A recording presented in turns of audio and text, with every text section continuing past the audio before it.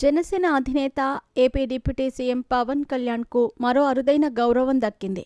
ఆయనకు ఊహించని ఆహ్వానం వచ్చింది. ఐక్యరాజ్యసమితి నుంచి ఆయనకు పిలుపు వచ్చింది.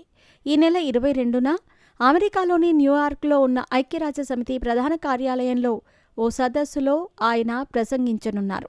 దీంతో పవన్ కళ్యాణ్కు ప్రత్యేక గౌరవం అంటూ సోషల్ మీడియాలో ప్రచారం నడుస్తోంది.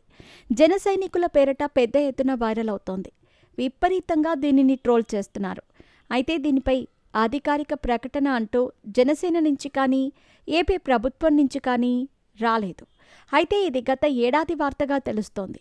ప్రతి సంవత్సరం ఐక్యరాజ్యసమితిలో పొలిటికల్ వింగ్ ప్రత్యేక సభ నిర్వహిస్తుంది. ప్రపంచవ్యాప్తంగా అన్ని దేశాల నుంచి రాజకీయ నేతలను ఆహ్వానిస్తుంది. అందులో భాగంగానే భారతదేశం నుంచి 5 నేతలకు అవకాశం ఇచ్చినట్టు తెలుస్తోంది. అందులో పవన్ కళ్యాణ్ కూడా ఒకరు కావటం విశేషం. పశ్చిమ బెంగాల్, ఒడిశా, గుజరాత్ రాష్ట్రాలకు చెందిన నేతలు ఈ ఆహ్వాన జాబితాలో ఉన్నారు.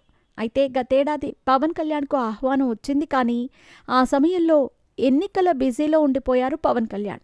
అందుకే ఆ సమావేశానికి రాలేనంటూ వర్తమానం ఇచ్చారు.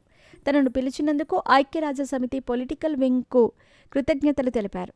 అయితే ఇప్పుడు దానిని జనసేన అభిమానుల తరపున ప్రచారం చేస్తున్నారు.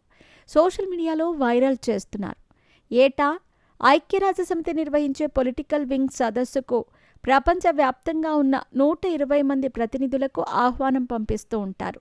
ప్రజాస్వామ్య విలువల పరిరక్షణ, ప్రశ్నించే తత్వం, ప్రజలకు చేరువగా ఉండటం వంటి అంశాలను ప్రాతిపదికగా తీసుకుని నేతలను ఆహ్వానిస్తారు.